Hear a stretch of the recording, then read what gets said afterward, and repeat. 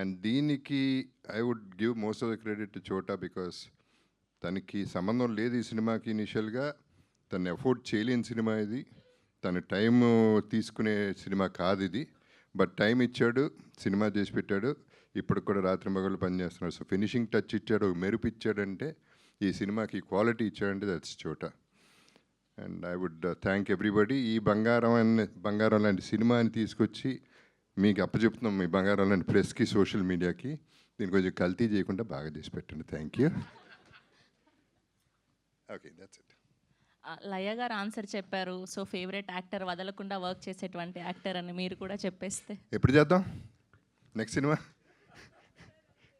I'm also ready. Thank you. ఎప్పటి నుంచి మా ట్రావెల్ హనుమాన్ జంక్షన్ ఎప్పుడుది? 25 years. అండ్ శివరామరాజు.